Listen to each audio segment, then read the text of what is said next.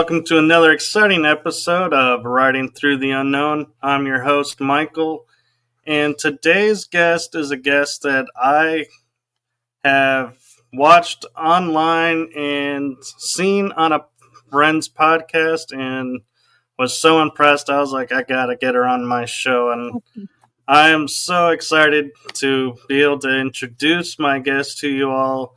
She will be at the Full Disclosure Now conference as well in next week, actually. So excited to have you on, and I would try to introduce you through your bio, but I feel like I just won't do it any justice. So I'm going to turn it over to introduce herself, the one, the only, multi-talented, amazing Gina Virginia Casella. Hey, everybody. Thank you, Michael, for having me on your show. It's really great to be here today to connect with your soul tribe. I myself am in search of soul tribe, and soul tribes, they're all interconnected. And so it brings me great honor today to connect with more community who are like-minded. And I appreciate your words because, I didn't just wake up and become the person that I am today. And despite all of the hardships in my life, if it wasn't for the child Gina and everything she's been through, and I mean everything, I simply wouldn't be the person I am today. And I really like me. I'm proud of myself. And I've never been able to always say those things, which might sound cliche, but I don't care anymore because how you think and feel matters so much. And your mind is so powerful. The mind's number one job is to protect you, even if it means creating false inhibiting beliefs and creating ailments. And the trouble is the mind doesn't understand time. So in that moment, when your mind, for example, gave you an ailment like a rash, because maybe, for example, there was perverted people around you and that rash, scared them away, even though you don't need that rash anymore, the mind doesn't understand time. And so your programming, if you will, it's a blueprint and it's a stamp. And someone like myself, a transformational healer and shaman, I can help you with what's called mind reprogramming. And so just to rewind for a moment, I'm one of those people, I get a bit ahead of myself. So Michael and I, we were chatting away and I was telling him, like I was sharing my presentation for the Full Disclosure Now conference was quite challenging for me to shorten because I only have an hour and 15 minutes. I've self-published 8 books. I've got all kinds of things to share. But something that I'm really striving for is listening because I'm in a state of receiving. My life has been quite masculine as far as giving, providing. There's a lot of past lives that have to go with that. But despite my training, it turns out that the real power that I offer is people telling me things. And I've been one of those people my whole life. Folks have just been telling me things, all kinds of things from high strangeness, vampires, angels, to just really personal things about relationships. And I've come to understand there's a validation in sharing your story and having somebody believe you. So it's easy to talk about some topics, but when we start talking about Bigfoot and other such things in esoteric literature, all we can do is believe the person that they believe what happened to them, right? So, so I have a lot of life skills training and experience. I had a spiritual experience my whole life, basically. I thought that was normal. When I was in grade 2, 2 angels came out of my wall. It was not a dream. It really scared me. It unsettled me. My world did not make sense anymore. And I didn't make sense anymore. My vision blurred, my hearing flip-flopped. That's because it was trauma. Well, I didn't understand that. And I already, like when I was telling my little stories, it was cute. But when I was getting older, it wasn't cute anymore. And then this angel experience, I basically got perceived as a liar, somebody who wanted attention. So life goes on, and more than 30 years later, I become a school teacher, very passionate. Those of you who know me, social emotional learning is a priority in public education. I was that teacher that was very involved, heavily involved in union business. 3 years in a row, I went to the British Columbia Teachers Federation. I went to that annual general meeting, took the microphone in front of 1,000 colleagues advocating social emotional learning as a priority in public education, because how you think and feel matters that much that the research shows that students can perform better when their social emotional needs are met. The academics don't even worry about that. And so I'm really passionate about feelings. And then I became a hypnotherapist. And now I'm a shaman with the Four Winds. A handful of years ago, 2021, I was feeling pressure and I ended up having a severe panic attack, which led me to a spiritual crisis. I've come to learn spiritual crisis, that's basically when your whole matrix just, it unplugs. And that happened to me. And I couldn't believe it. And so my teaching career, I had a phenomenal career. It was really hard to let go of that career, but it's made space for this new matrix now. And I'm realizing things that I didn't realize. And when I think about my childhood, I really would have benefited if someone like me was around. I mean, there was lots of people like me around, like you around, like folks listening to this show right now, riding through the unknown. And even my own soul tribe, the Dragon Dream Soul Tribe Collective, like, to us, it all makes sense.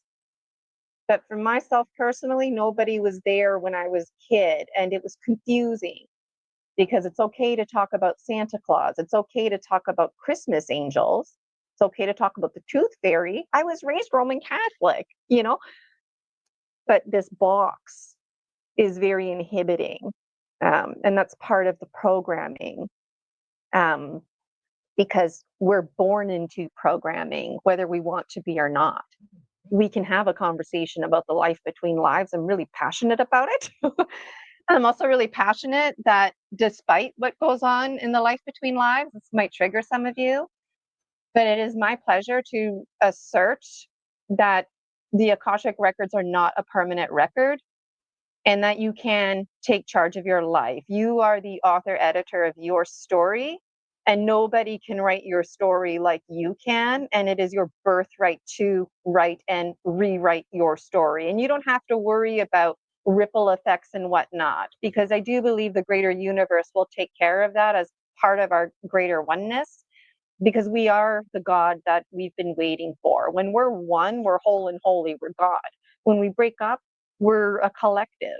So I have my role in my story, and respectfully, so does everybody else. And we do what's called co-dreaming. So this is a dream, and we're dreaming it together. Now, that's a hot topic for me because it's like, why is all this stuff going on in the world, hardships and whatnot? But you know what? It's about being in right relationship. And for what it's worth, your past never defines you because the past does not exist. Everything exists in the now. I do believe in the ancient future because everything is in the now. And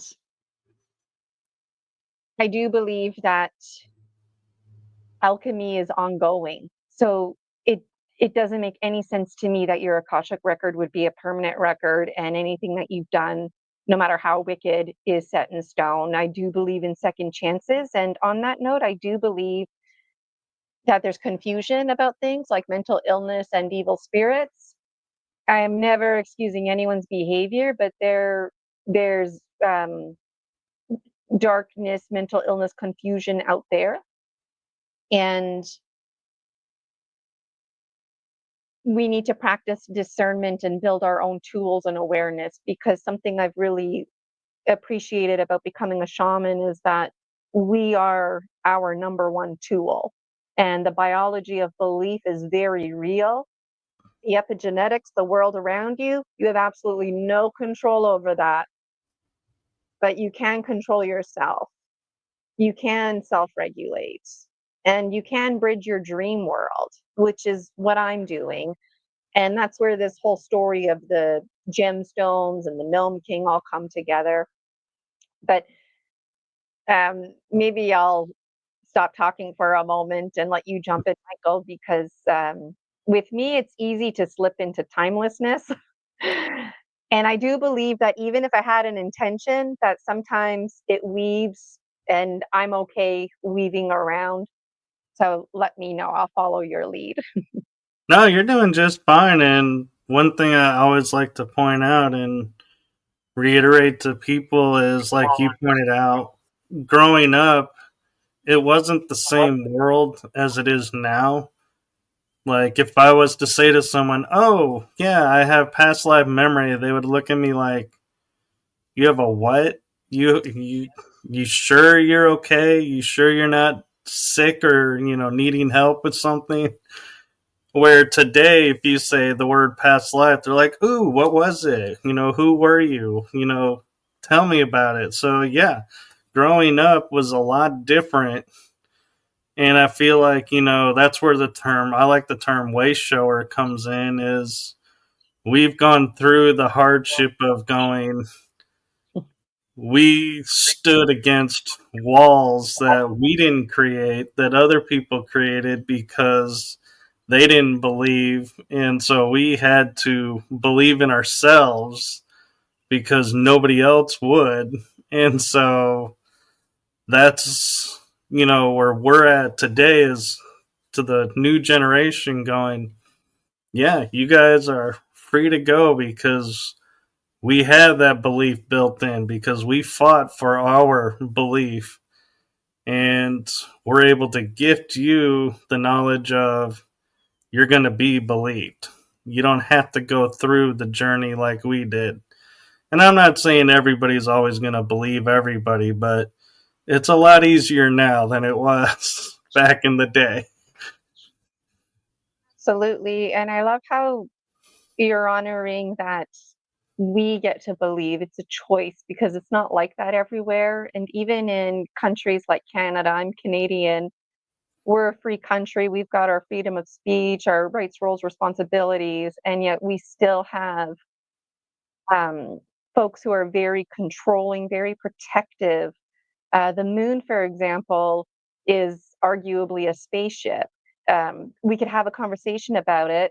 You know, Pluto, for example, was declassified as planet. So, myself as a public school teacher, when I was having my career and getting into this kind of stuff, I was like, how do I?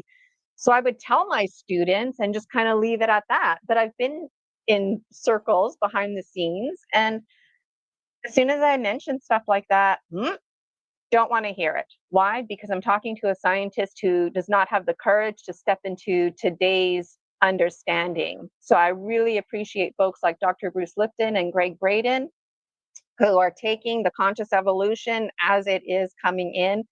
And if we need to make change or recategorize something, that's part of alchemy. And that's why the Akashic record is not a permanent record. Can you imagine if it was? I don't think so. Yeah, that, I that get passionate about it, sorry, because I used to be so inhibited. My life was going like, I like to weave my wisdom in the dark, and little did I know I was weaving my own handbasket to hell. Okay. And I realized hell is a very good place. It's very cleansing. It's just like any correctional institution, it is very misunderstood, needs to be remanaged, just like our correctional institutions need to be. And working with these metaphors, the flame, the cleansing, the fires of hell, cleansing fires of hell, because you know what? I've come to understand it's called hell, not because that's where the bad people go, because the good people and the bad people are the same people, right? I'm you, you're me. We have oneness. That might have triggered some folks out there, but that's where I'm at. And I've come to appreciate that hell is called hell because that's the emotional turmoil that we go through, whether we're doing it to ourselves through our own false inhibiting beliefs, or because somebody is imposing on our co-dream. There's much to say about it, but you can reprogram your mind. And I was just getting passionate again. Sorry. No, you're absolutely right. And what I find interesting is because we take a lot of our terms from other religions and faiths and everything through time. That when you were talking about hell, I was like going in my head and going, the Norse have an interesting way of looking at hell, and it's actually called Helheim, and it's the realm of the dead ruled by the goddess Hel. And it's not for people who, did wrong or did right. It was just a place for those who didn't die in battle and were given a chance to try again, and almost like learning a lesson and going over and doing, an ability to be reborn or reincarnated and, do again. But it's interesting because when you look at Norse, they're a warrior society. So not dying in battle was an insult to them, but it's not the insult of like, oh, you are a coward. No, it was just you unfortunately didn't get to go to battle. So they were still honoring you and allowing you the opportunity.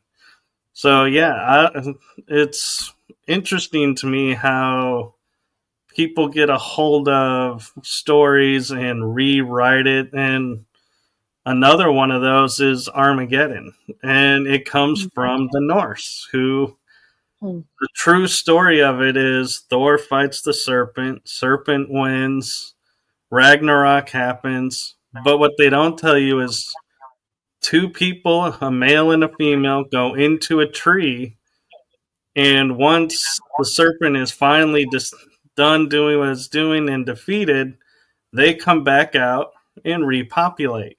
So there is no end time. And so that's the part I think everybody likes to leave off because they want it to be the end so they can sell the fear. And if you go, oh, well, if you go through this darkness and there's light and rebirth at the end, that's not fear. You can't sell that. Yeah. Yeah. I didn't know that about hell, that story, or the Norse, if if they didn't die in battle. That's what that was. So thank you for sharing that. It's interesting. Yeah. And I mean, and I love how we grew up, and I'm sure you experienced this too, of like dragons were like, oh, these are the things that were going to come and kill you and eat you, and you should be afraid of. And then it was like, was it the 90s? Like movies like Dragonheart started coming out where we're like, dragons aren't so bad. And there was like a shift in what's a dragon. Yeah, it's interesting. A lot of things you said are interesting because where to start, like categories and understanding, like, Dante's Inferno, that was a great book because he was challenging, because the way it's described biblically, you break the law, you go to hell, right? But Right. Dante's Inferno is about having different levels of hell, to meet, so where is that individualized, personalized learning, right? Like the Norse folk who didn't die in battle. It seems to me like there was still some kind of personalized in between world of this, in between place that they could go to and then come back. Um, Something too is the concept of a warrior and what that really means. Warriors always are standing up for things that are bigger outside themselves. And when you were talking about having an end, that's going back to that box because there is no end. And the logical mind demands a story structure. That's why we're a story species. We demand a beginning, a middle, and an end. It doesn't have to be a good beginning, middle, end, but we demand it. If the story doesn't have an end, we're left hanging. That might mean we're going to be creative and use our critical thinking skills. No, no, no, no, no. Somebody who's controlling doesn't want you to do that. So they'll tell you, this is the beginning, how you think and feel.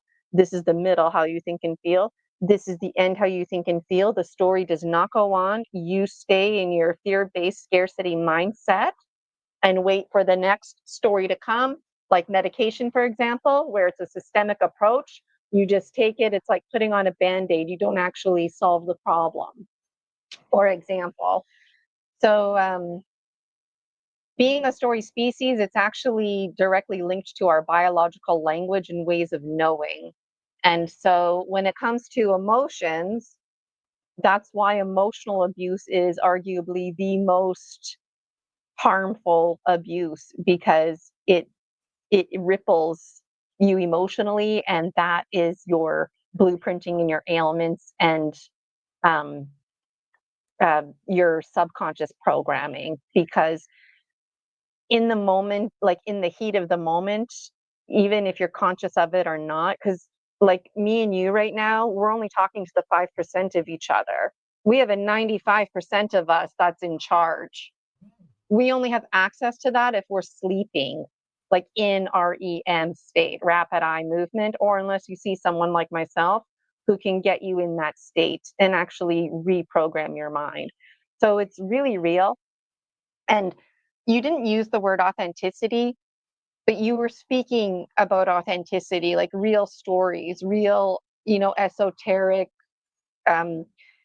information. And that's very powerful to me, to be open, authentic, to be thankful, to honor those holy instances, even if we don't understand them.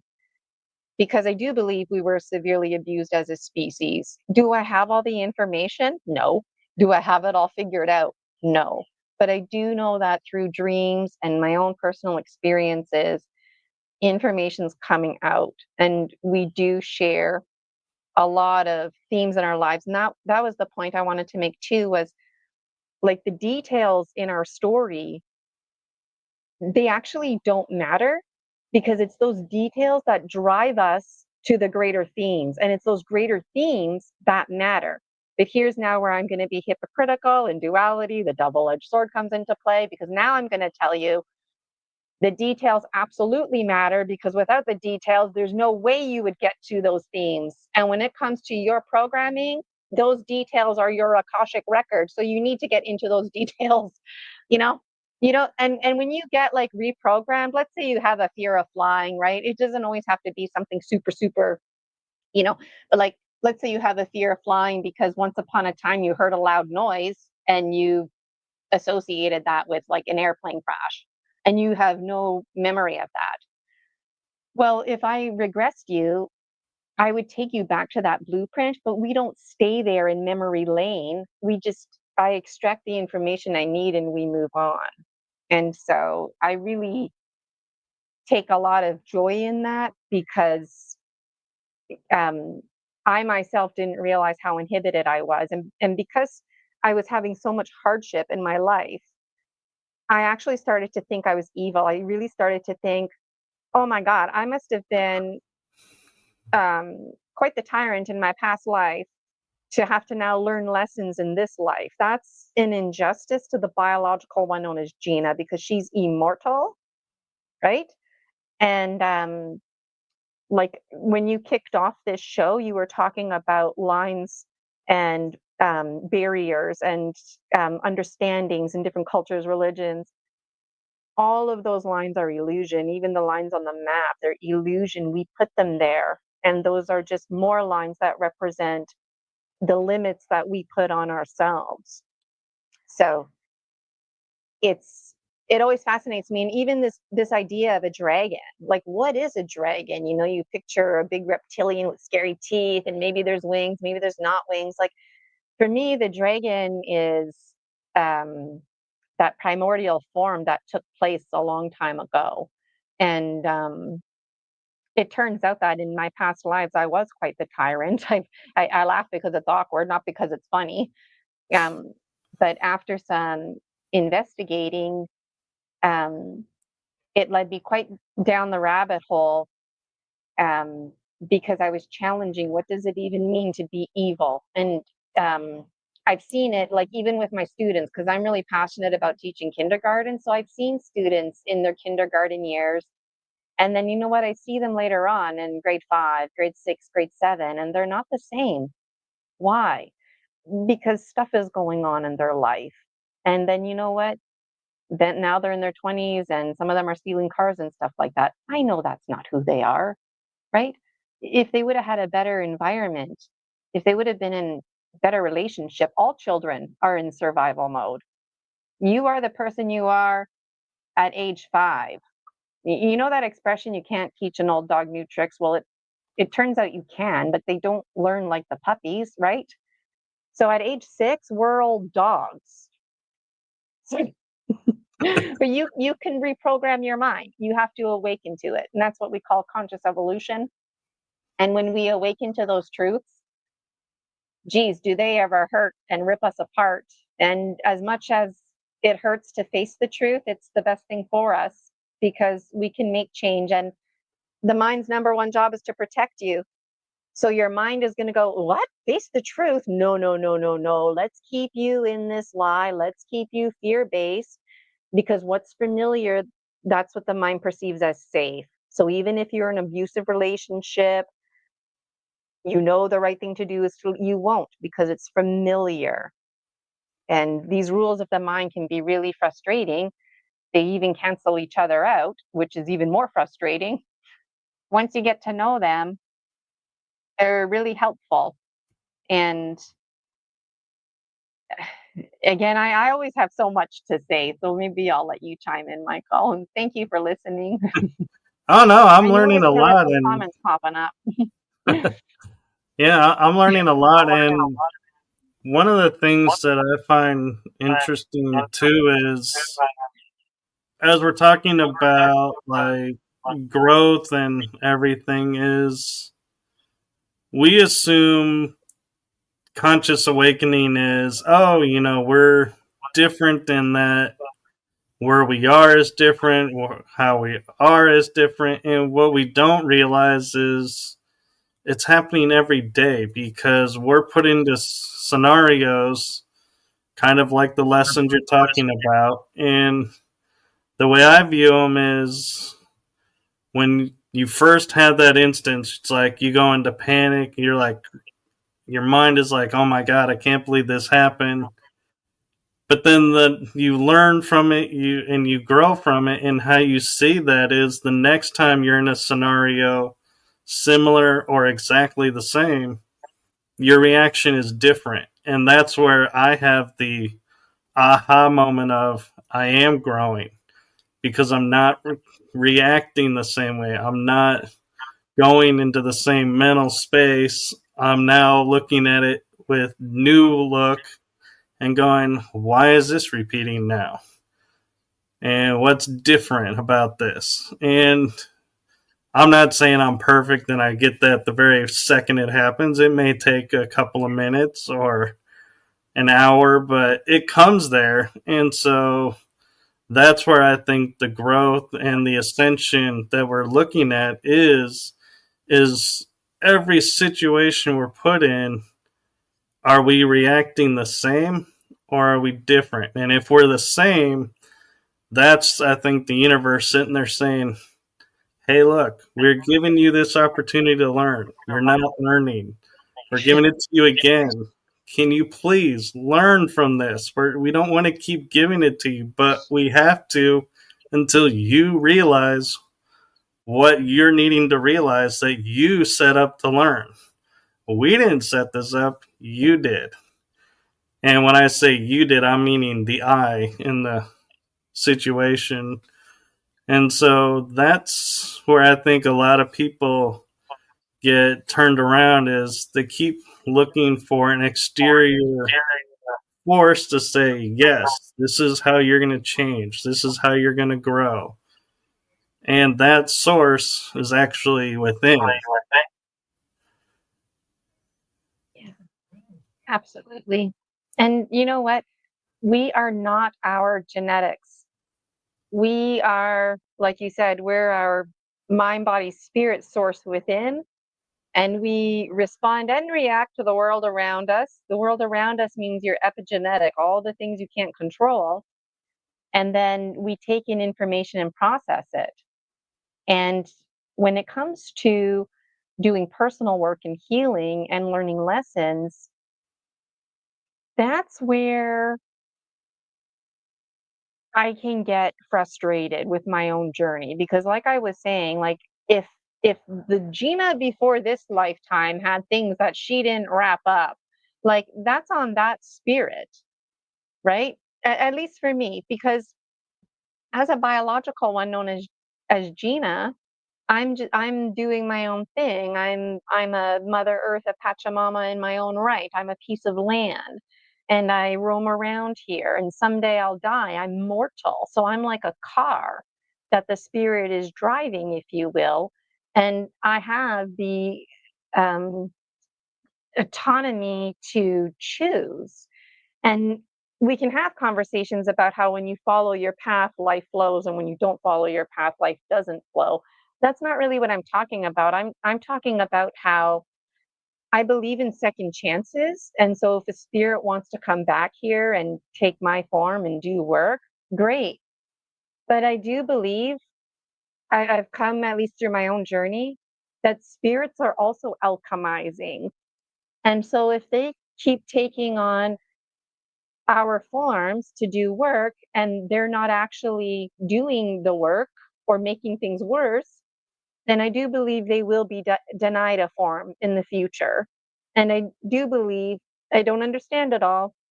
I do believe that there's things like, transmigration of souls, soul consciousness transfer. Um, Things are not adding up. And that's why we need to have these exact conversations, because like when I was a kid, I was told, oh, you die, you go to heaven, everything is fluffy, right? But now it's like, I don't even know what that is anymore. Um, I think this is heaven on earth, this experience. Simultaneously, it's hell. Um, I always have lots to say, but I'm telling you, like those two angels that came out of my wall, it was only a handful of years ago that I realized I don't think those actually were angels. Those were probably extraterrestrials or some kind of Homo sapien sapien 3D biological yielding technology. And it challenged in my mind, what is a ghost, a spirit, a formless folk versus technology? And so I'm deciphering it too. And that's why it's important for me to share my story and connect with you and your soul tribe, connecting with my soul tribe, because I too am in search of answers. And I mean, it's nice to have these conversations, but I do take them seriously, maybe too seriously, because I understand the power of mind reprogramming. And what I do is not a party trick. It's real. And I'll stand by my experiences, right? So why wouldn't I stand beside somebody else's? Right. And one of the things that I view as like a host listening to like you sharing your story and other guests sharing their stories is I am standing in the place of listening and going, I can't judge anything that's being said at me. I can only respond with how it resonates to me or thoughts that I may get about it, but I can't sit there and say, no, that's not at all what happened, or no, you didn't experience that because I wasn't there. And that's the one thing we forget is unless we're there and witnessing firsthand what's happening, we have to take everything at face value. Now, does that mean someone is always going to be honest and telling you their story? No, they're always going to be little changes, little nuances. So that's where you have to, as the listener, take what resonates with you, what you need to learn from that experience, and reflect it back. And that's where I think the mirror effect and other concepts comes in is we think we're looking at ourselves, but in fact, I think what we're actually now, I don't know where this is coming from, but we're looking at what harmonic or frequency that we're missing is showing up and how we can attain it to add to ours and to make, like you're saying, our harmonic frequency whole, because we've been taught to separate it. We've been taught, you know, countries are countries, religions are religions. You don't mix. Cultures are cultures, and we are constantly being divided out and going, here's the smart people, here's the athletic people, here's the nerdy people, and we forgot we're people. You can be all or you can be none, but that's where I'm finding it interesting is, we keep talking about the oneness and being one with everything, but I can't help but feeling like our understanding of what that means is limiting, and therefore I don't know that we can truly ever say we're one in this form being here on earth, because we're looking at everything through the earthly eyes, the earthly mind, the earthly concepts, and we're not trained, so to speak, for the galactic. Now, there are some that are among us who can tap into the galactic, and they do think differently and see everything differently, and that people can't understand, and so they attack it. And that's where I think there's a lot of people that say, like, we can't go into space, and I'm like, I get it. We are not a society that could go into space and be like, hey, how's it going? We're the society of, oh my gosh, you did this, we're going to attack you. And that's what we need to get away from, and not be a reactive system, but a one that stands back and says, wait a second, why did you do that? What did we do that you misunderstood? And what did you do that we misunderstood? So we can be like, oh, hey, it was a misunderstanding. We're all good. Everything's good. And I think that's when we'll be able to truly transcend this planet and go and become the galactic.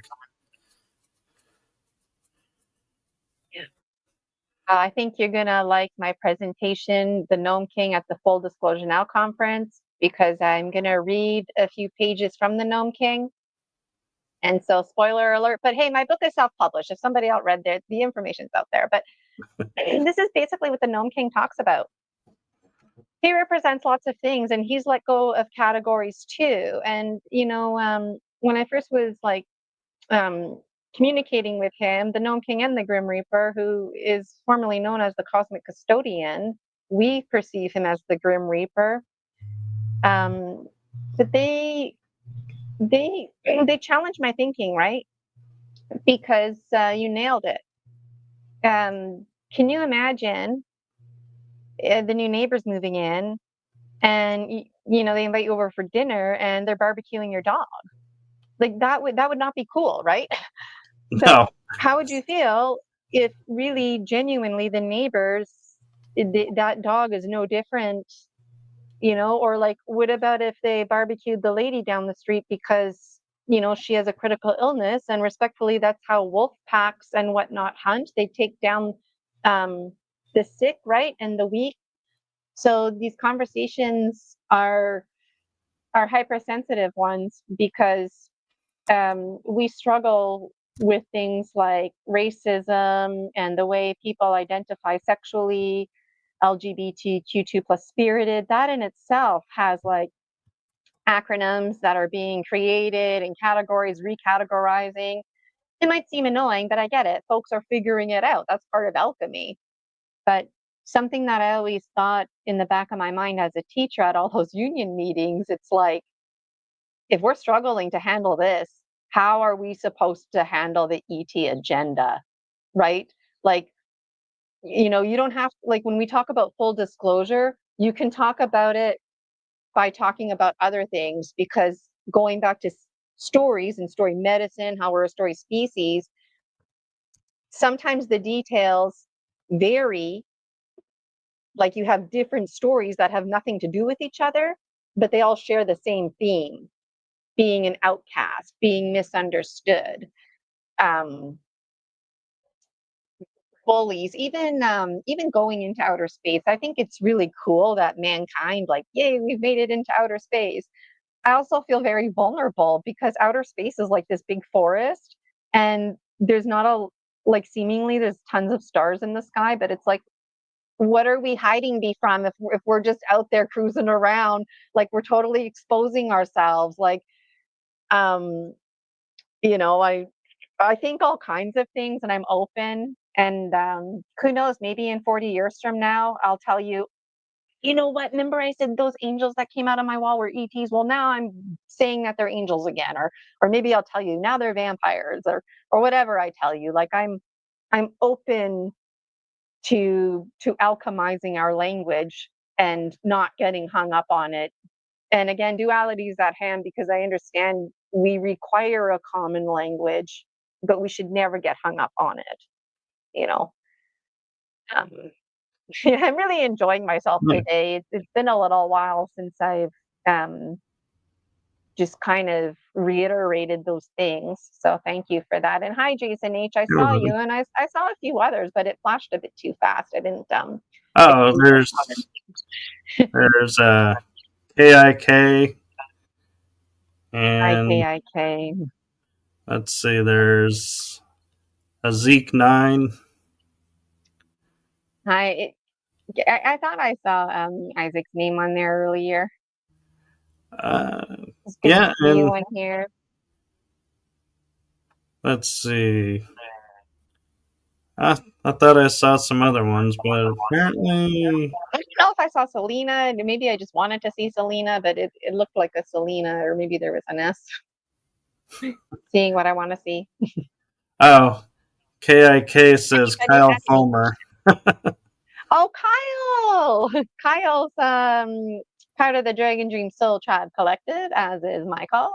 And so the first Wednesday of each month, I hop on my Facebook and I do live gemstone readings. And a few months ago, Kyle got one. He received one, and he said he'd let us know. He would give an update. And then this morning, I woke up, and there he is on his drum set, because he's interested in sound healing and vibration. And it just really made my heart happy. So, and I posted this link in that Facebook group as well. So, see, the Soul Tribe, we're all coming together, we're mingling, and there's never any push energy. It's only pull energy here. Right, and I actually got one, was it a couple of weeks ago? I stumbled on the live and Yeah, got it. you were last month. I remember. But it's amazing to watch and just to partake in, because it's like the information's coming, and it's like when I look at the card, like tarot cards, I can see from the image. I'm like, okay, I can see where this is coming from. But when you're looking at like gemstones and everything, I'm like, yeah, I'm loving how this is coming through, but my mind is like, how are you seeing that in that stone? And then it's like my mind also goes and says, well, I pick up stones that are different shapes. Like I picked up one and I bought because I was like, when I got home, I was like, this is a key to something. And it's like, I see it for more than what it is. And so I think that's why it's like fun for me to watch and see, how you're using them, because everybody can use everything around us differently. And that's the beauty of it, is if we all were doing the same thing, there would be no growth and no joy in anything, because it'd be like mundane. Like, yeah, okay, today I'm getting a message of this from this again.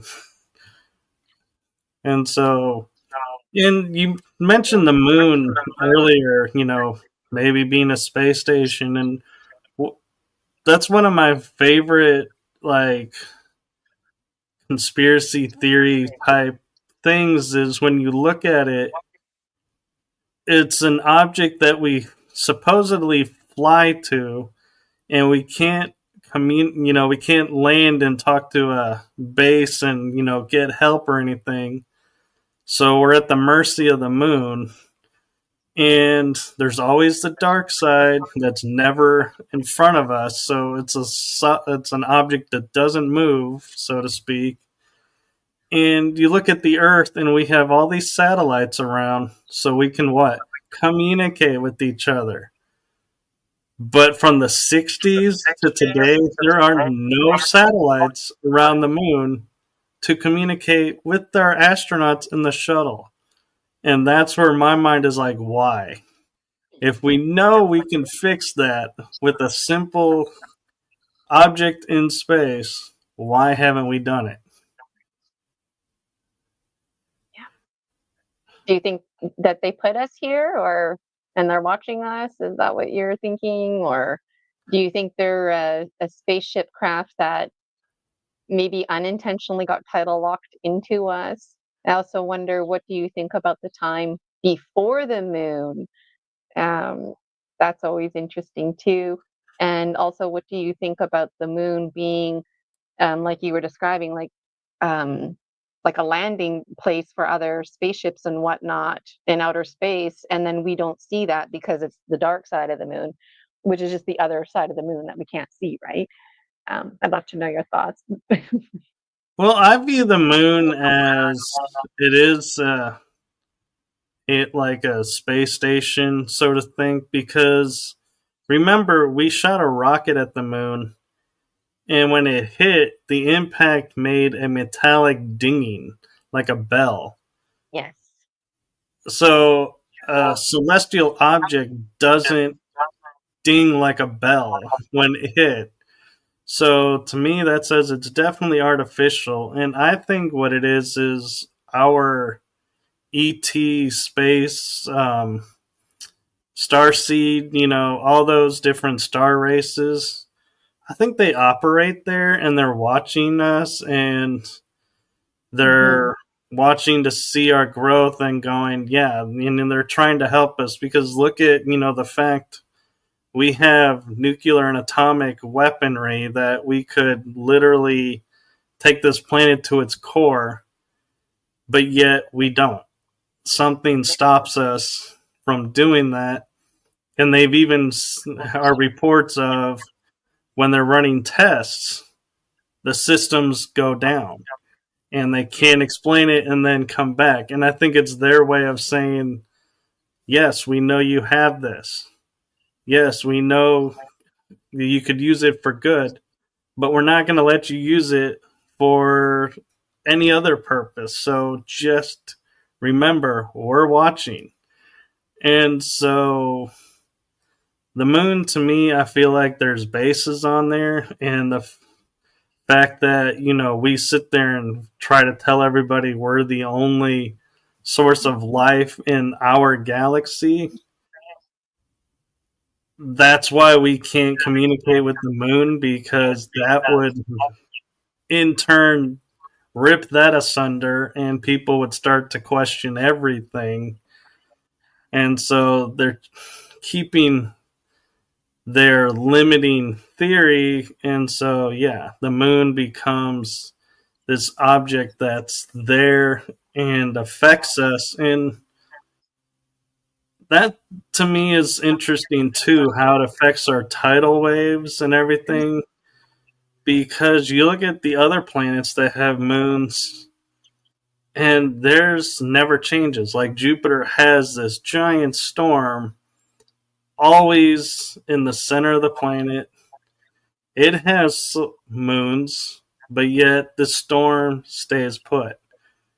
You look at our moon, and depending on where it's at, we get flooding, we get water disappearing. It's like everything's moving, but yet we're the only planet I think that I'm consciously aware of that has that impact. So, yeah, I don't think the moon is this celestial object we think of it as. It's not a piece of the earth that broke off like they tell us. That was the story I was initially told too. Like, the universe was being created and a chunk of Earth came off and that became our moon. I alienate UK. Something you said too was the bell. You know, um, you didn't say it, maybe you were just thinking it, but the bell dings because it's hollow inside, right? So it would imply that the moon is hollow if it's dinging.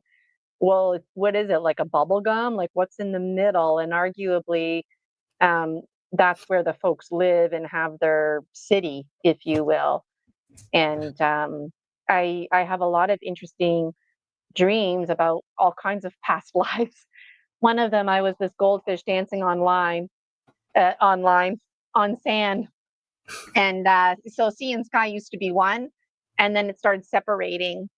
There's so much to say about the goldfish dancing on land, and the goldfish dancing on land is very high energy, full of happiness. Nothing can dampen the spirits, right? And there's no such thing as the moon. And I didn't even make that connection until I was listening to David Adair one time, and he spoke.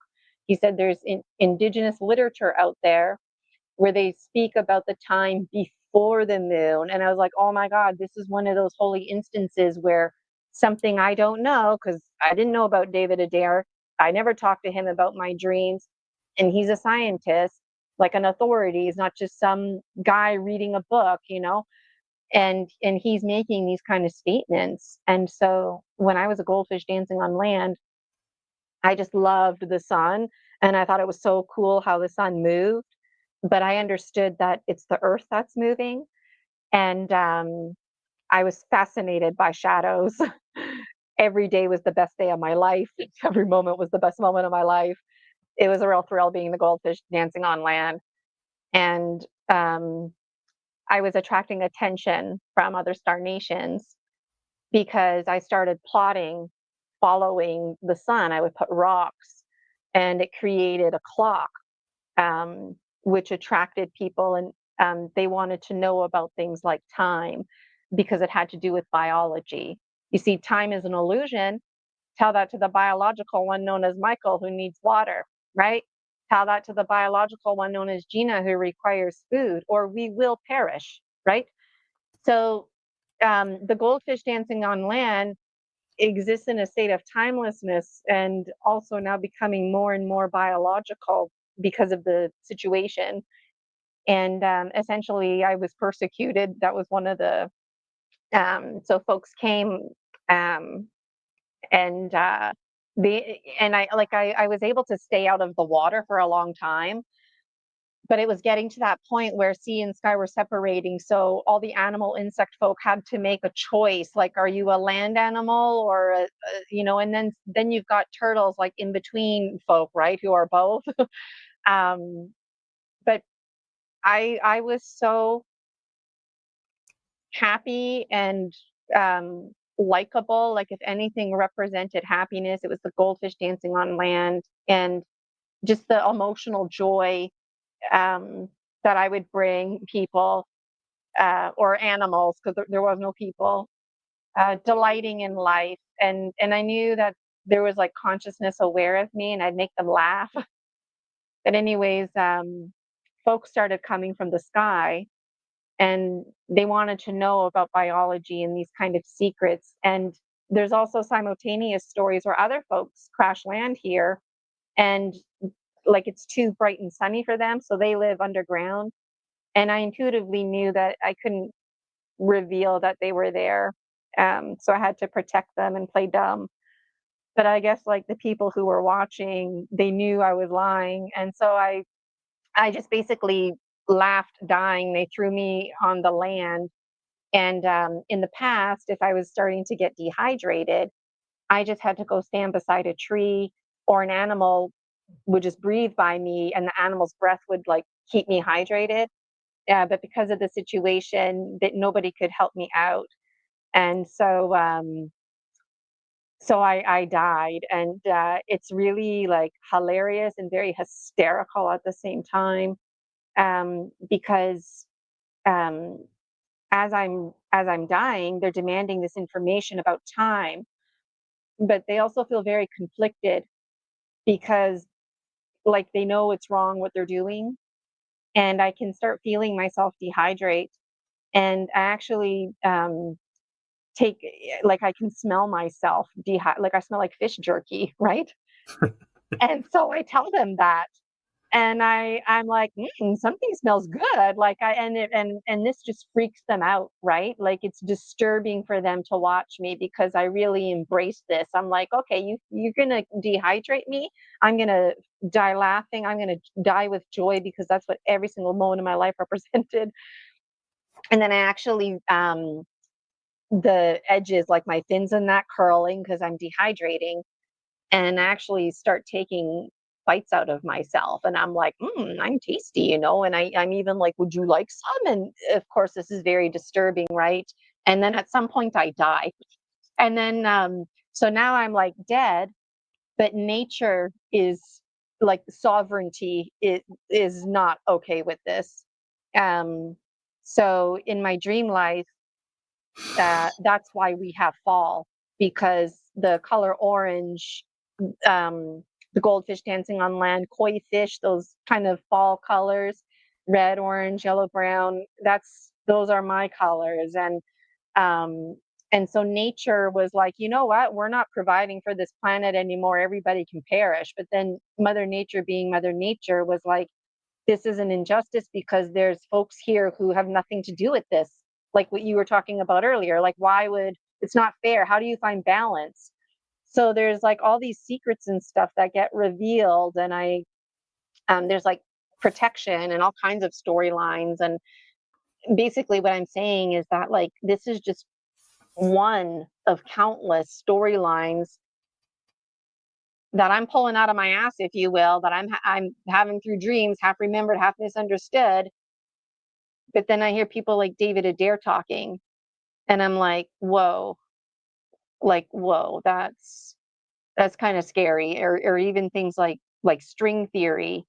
Um, it's very fascinating.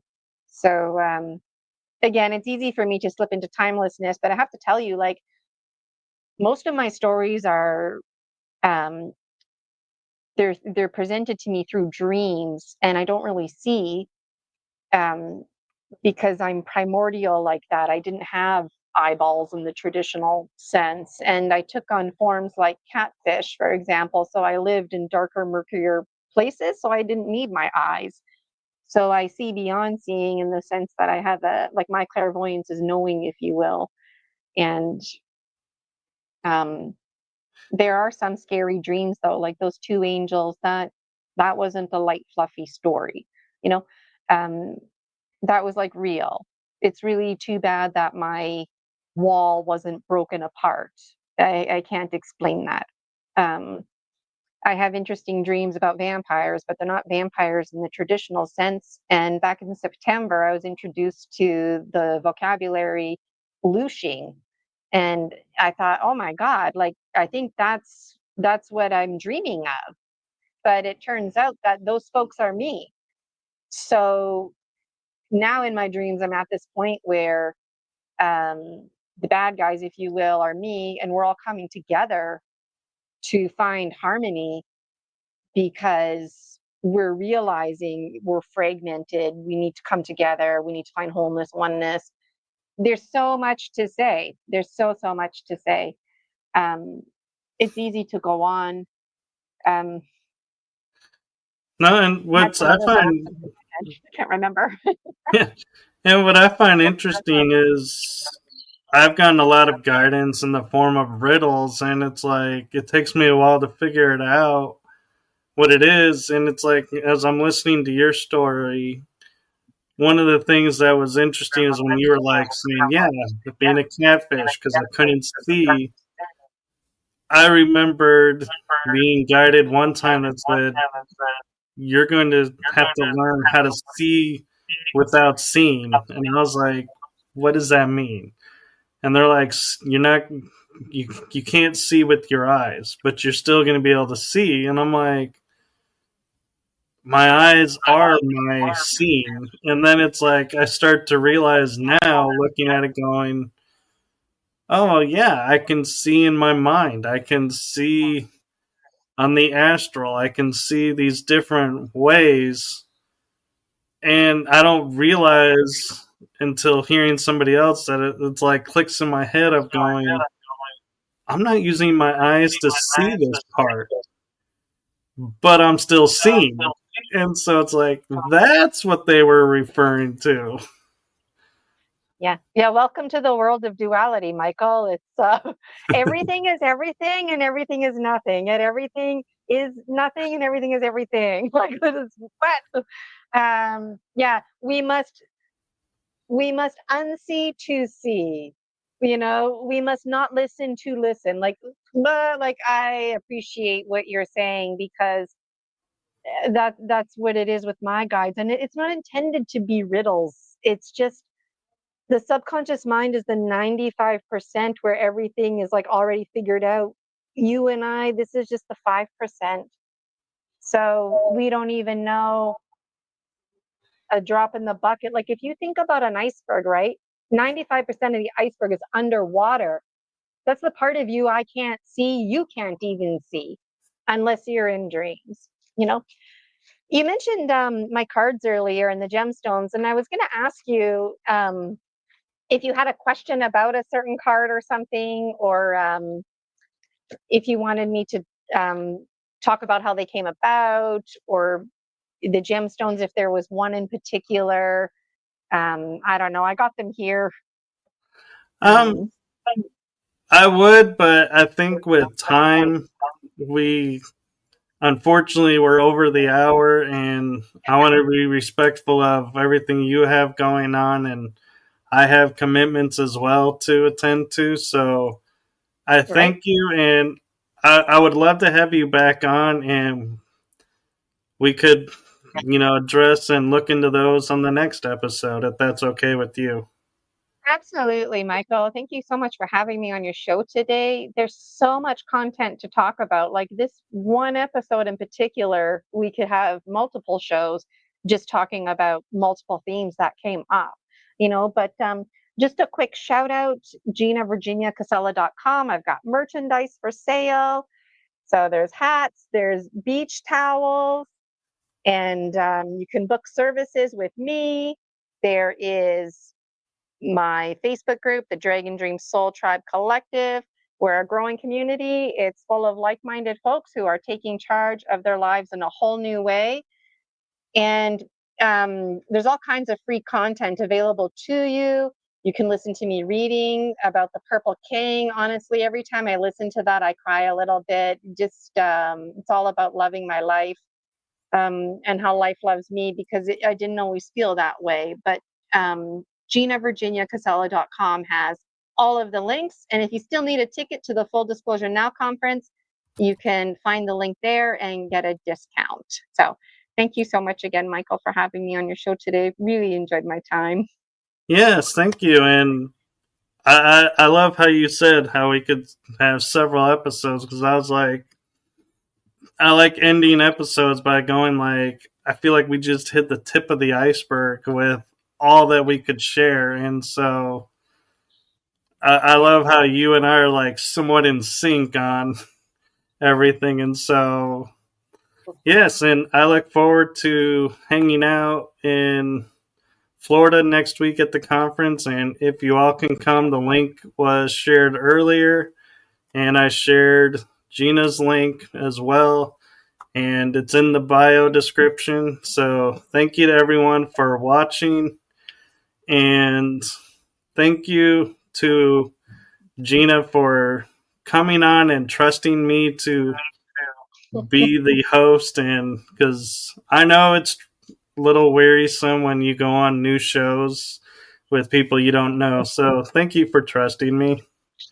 Thank you so much for having me. I really appreciate it. And thank you for taking a leap of faith and having me on your show. I really appreciate it. Yes, and I look forward to many more episodes.